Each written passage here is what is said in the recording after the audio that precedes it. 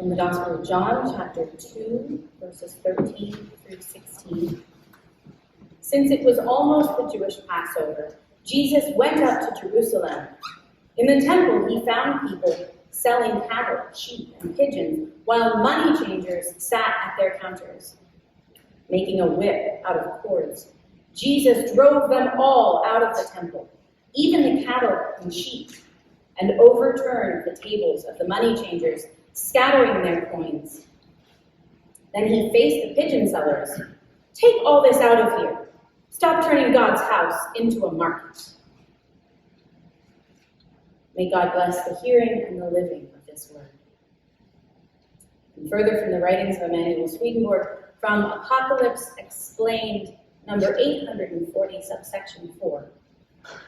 Those that sold and bought here signify those who make gain for themselves out of holy things. The tables of the money changers signifies those who do this from holy truths, and the seats of them who sold doves, those who do it from holy goods. Therefore it is afterwards said that they made the temple a den of thieves. Thieves meaning those who pillage the truths and goods of the church, and thus make to themselves gain.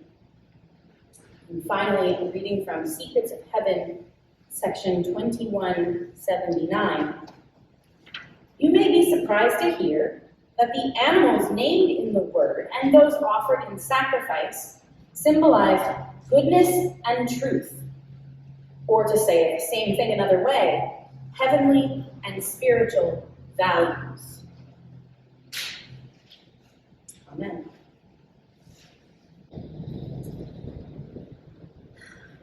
Hello, friends.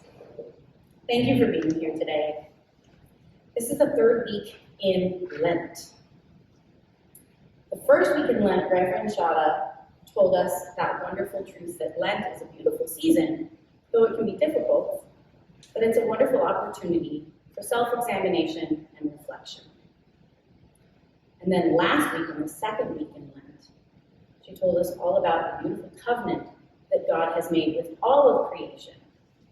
And that even though a covenant involves two people or two groups making an agreement with each other, that God is always holding out his hand with his side of the covenant, with God's side of the covenant, and all we have to do is reach back to make that covenant complete.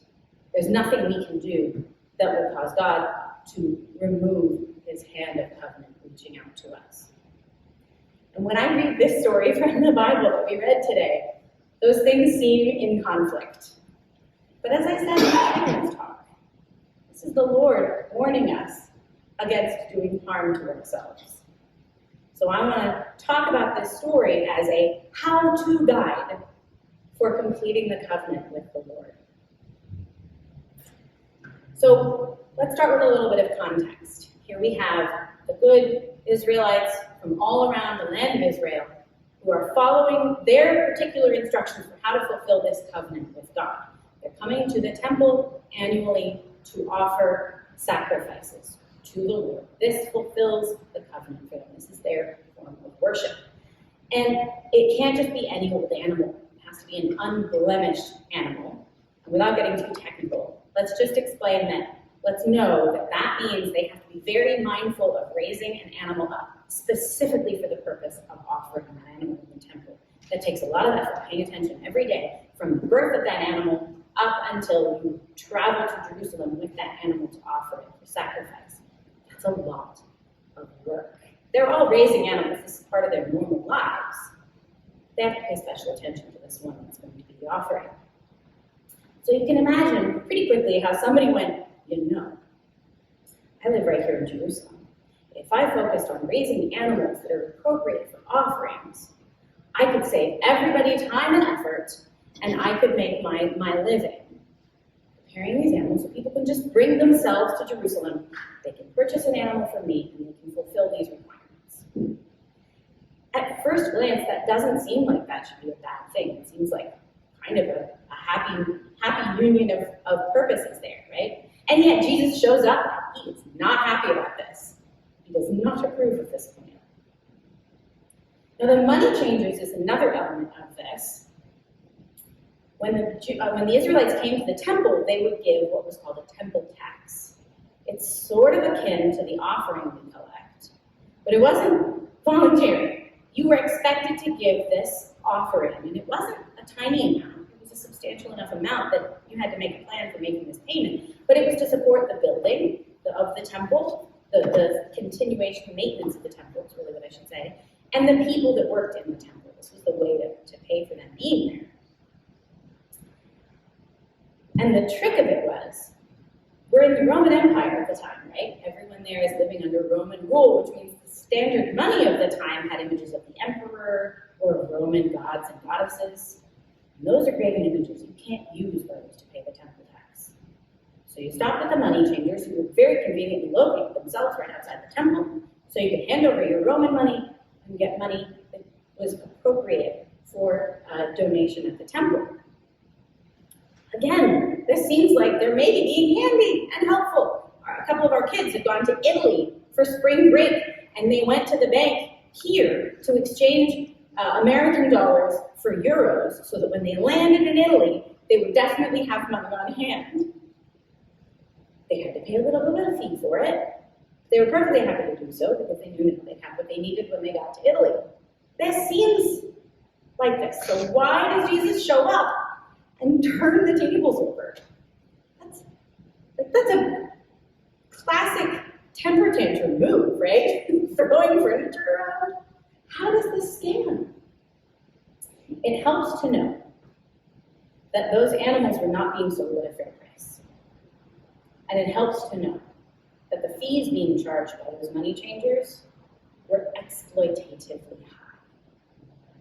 So maybe that's why Jesus was a little upset. Maybe that's part of it.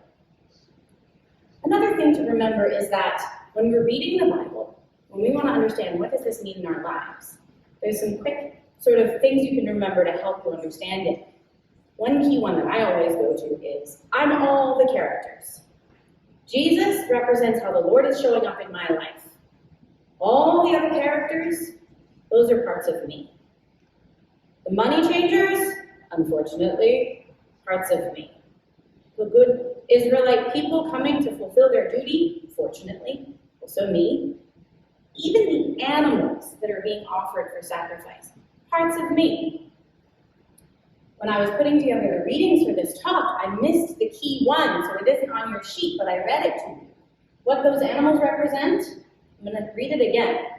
You may be surprised to hear that the animals named in the word and those offered in sacrifice symbolized goodness and truth. There's a Swedenborgian joke that everything boils down to being goodness and truth. And it's a good joke because it's pretty much always true. But he goes on to say the same thing another way, heavenly and spiritual values. I really appreciate that phrase because that feels like something I can go, okay, I think I can maybe come up with some things in my life that might be heavenly and spiritual values. And what I want to draw our attention to is,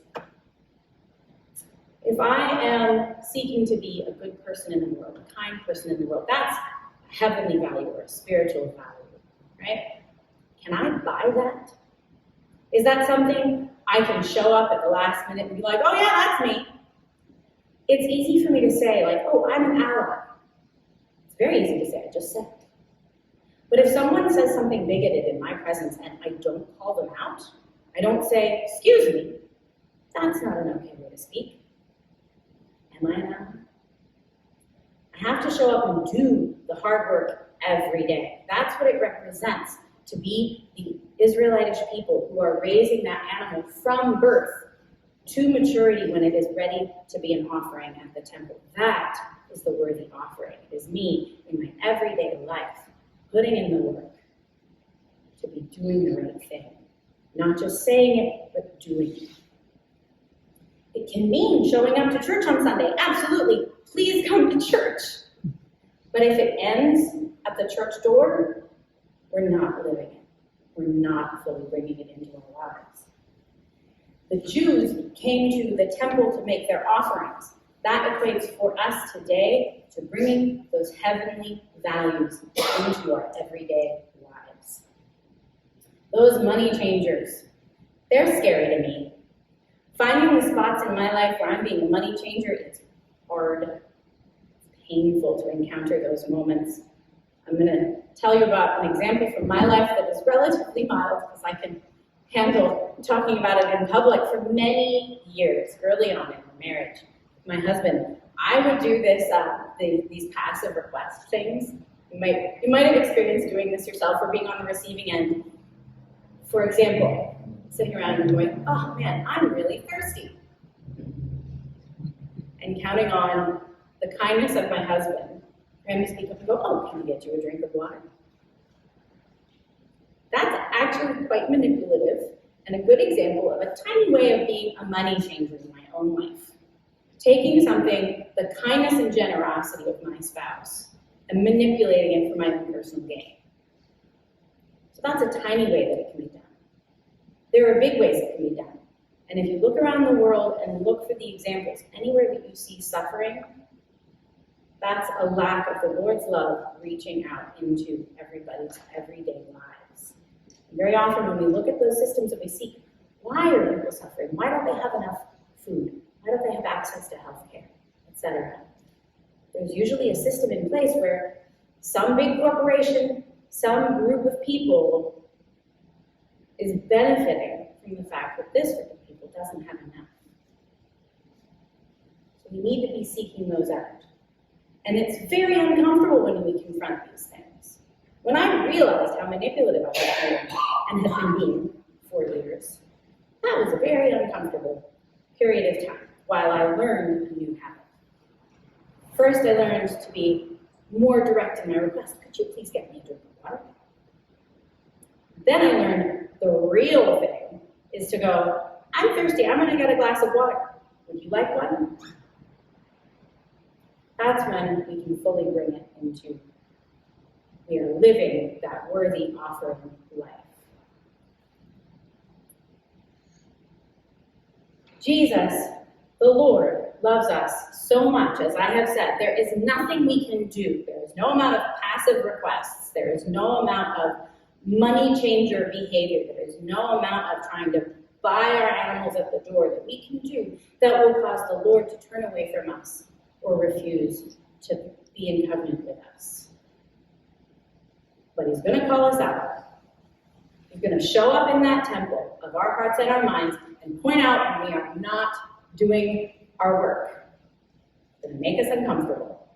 But think of it like it's your best friend who will tell you when you have spinach in your teeth. Right? This is what the Lord does in our lives, in our hearts, and in our minds. So when we're feeling uncomfortable, that's probably a clue that we should be doing some little internal examination and go, what's bothering me? Why am I uncomfortable? It's something that's really important for us to do on the individual level. And we can do this as a community, as a group. We can examine our church society here and think, we do a lot of good, right? We do food drives, we do clothing drives. The building is available to use from a couple of community groups.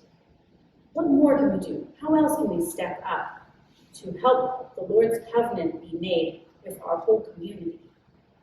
How can we reach out into society and do even more as a group? We can do this on the societal level. How can we gather together as Wilmington to make the world a better place? How can we gather together as Delaware to make the world a better place? How can we gather together as an entire country to put effort into making the world a better place? I can't give you the answers, but I do think that having that thought in our head, having that question in our hearts, is part of the practice of being a worthy offering. Always having in our minds, is there something more that I could do? Is there something else that I could do? Sometimes we're doing as much as we can do, but having that attitude in our lives, built into our practice, how can I help, is part of that practice of living the life that is a worthy offering. And having that attitude is what completes the covenant with the Lord. It lets us reach out to the Lord as God is reaching out to us, helping us learn and grow spiritually and regenerate, a big fancy sweet virgin word, become reborn as the best version of ourselves possible that God always wants us to be. Spinach-free teeth. So as we continue in our Lenten season, continue in that journey of self-examination, remember that the Lord is always with us, even when it's uncomfortable. Amen.